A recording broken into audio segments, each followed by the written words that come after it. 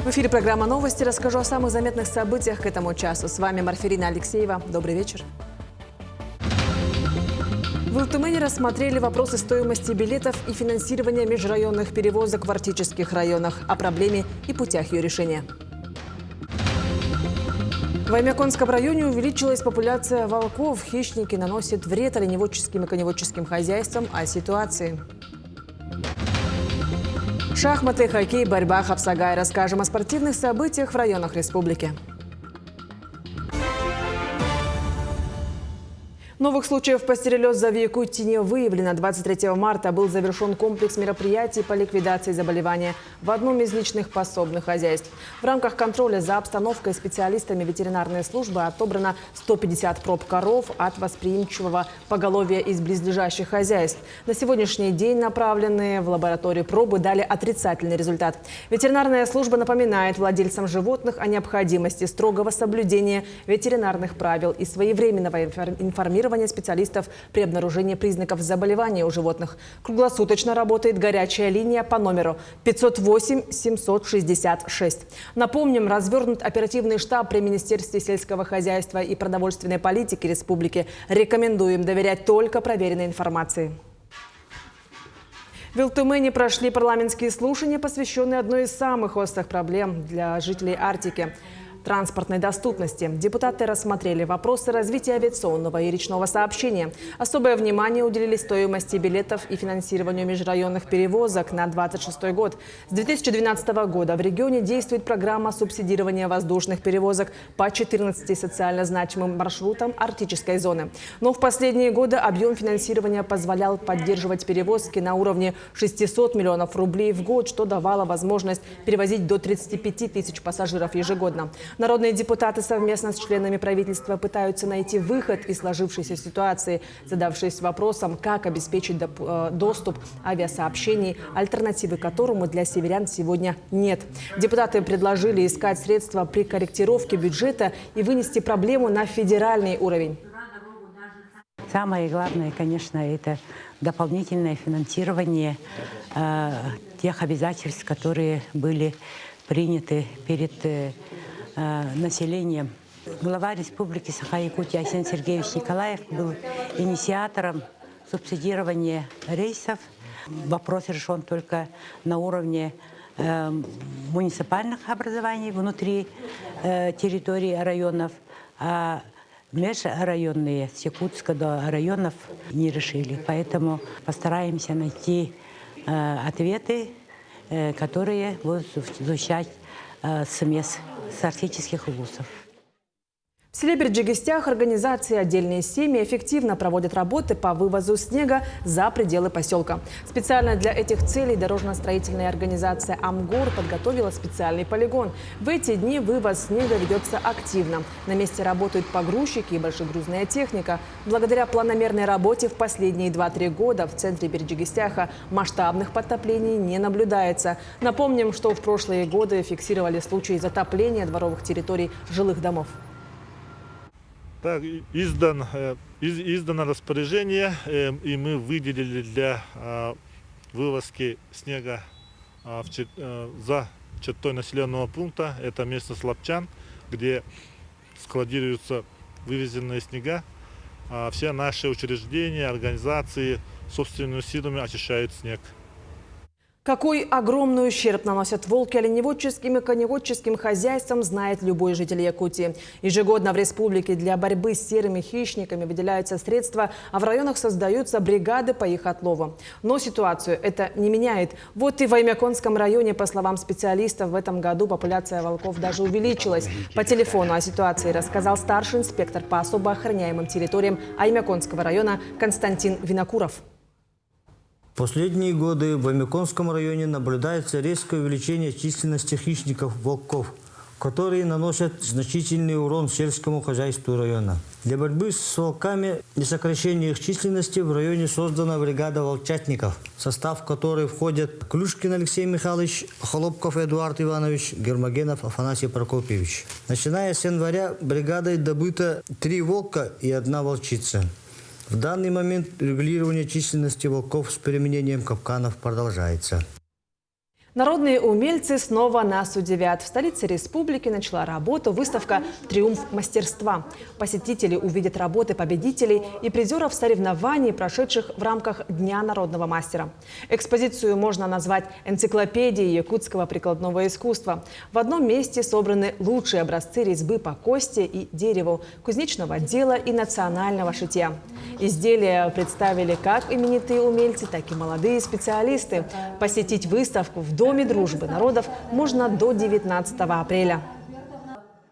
Я 4-й год подряд участвую в этой выставке, и в этом году впервые заняла 2-е место, что для меня очень волнительно, в первую очередь хочу отметить.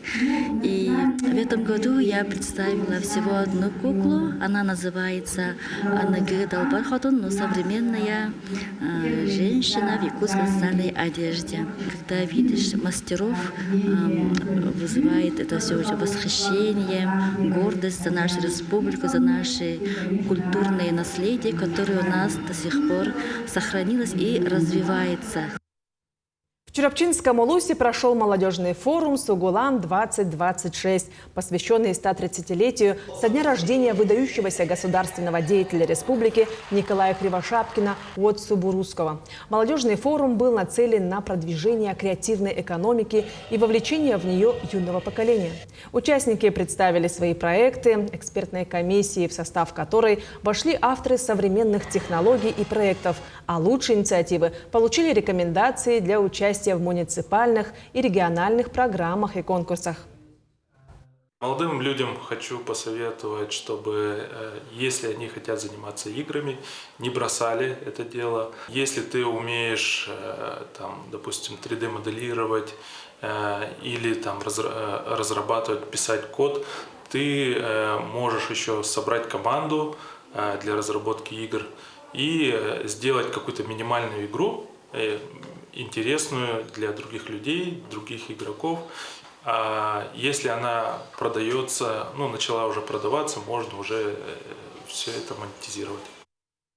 Якутские пловцы завоевали 28 медалей на чемпионате и первенстве Дальневосточного федерального округа в Южно-Сахалинске.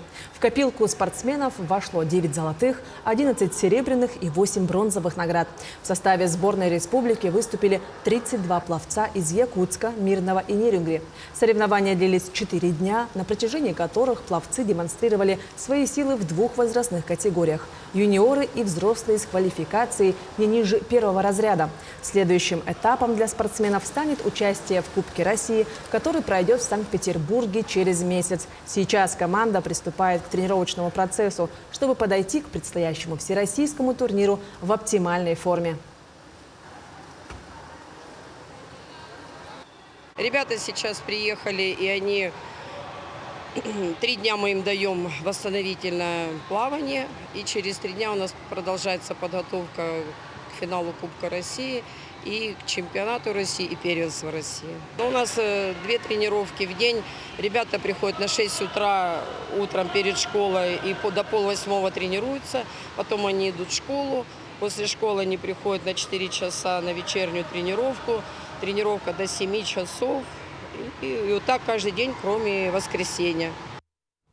Около 50 участников из Сунтарского, Вилюйского и Верхневилюйского улусов соревновались в игре «Садоба». Свой 2-й открытый турнир организовала Анисия Алексеева, житель Верхневилюйска. В манеже в течение всего дня женщины и мужчины состязались в троеборье по шахматам, шашкам и карточной игре «Барес». Эта интеллектуальная игра особенно популярна среди людей старшего поколения.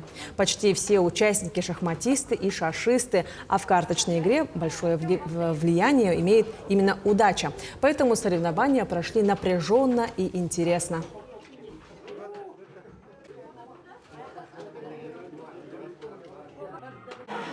Собралось более 50 участников, в основном шахматисты, шашисты. Игра «Барс» – это распространенная игра у нас в республике тоже. Многие играют интеллектуальная игра, поэтому здесь зависит, как идет карта. Кому повезет, тот и выигрывает. В минувшие выходные в Мегино-Кангаласском районе села Мая прошел захватывающий турнир по хоккею, в котором приняли участие 4 команды. Турнир состоялся в памяти первого хоккеиста из района, одного из первых тренеров по хоккею спорткомплекса «Элейботур», члена сборной команды «Металлург» Александра Кычкина. В турнире участвовали сборные команды из городов Якутска и Нерюнгри, также сборные команды Мегино-Кангаласского и Алданского районов. Зрители стали свидетелями напряженной борьбы на льду. По итогам турнира первое место завоевала команда из города Нерюнгри. На второе место вышла команда из Мегино-Кангаласского района. И третье место завоевала команда «Норд» из города Якутска. Итак, Алдан атакует. Шайба потеряна. Жаль, но... Приезжаем на турнир уже 4-й год. В прошлом году стали победителями. Организация, как всегда, на высшем уровне. Все очень хорошо. Да, родные братья. Родные братья, занимаемся все с 6-7 лет. Ну, разный возраст, по-разному пошли. Не все вместе сразу. Так вот играем за команду города Алдан уже много лет. Представляем на республиканских турнирах. Ну и на местном уровне соревнования. Условия для занятия спортом созданы прекрасные, лед шикарный. Я думаю, молодое поколение. Раздевалок. Хороших, теплых раздевалок, а так в целом все отлично. Детям очень хорошо заниматься. В Вилюйске состоялся республиканский турнир по борьбе «Хапсагай», посвященный памяти заслуженного тренера Якутской АССР, лауреата премии Национального фонда Бар-горы, почетного гражданина Вилюйского и Усялданского улусов Василия Румянцева. Боролись 76 спортсменов из 16 улусов. По 6 весовым категориям для мужчин и 5 категорий для ветеранов. Победителей турнира наградили глава Вилюйского улуса Сергей Винокуров и сын Василия Румянцева Андрей Васильевич. Призерам вручили кубки, медали и ценные подарки. Победители абсолютного первенства получили сертификаты на сумму 200 000 рублей. Мой отец молодым специалистом в 60-х годах приехал сюда, в Вилюйск, работал директором школы и одновременно тренировал районную сборную для республики по вольной борьбе и по Хапсагаю. И с тех пор зародилась борьба в Вилюйском районе. Вот.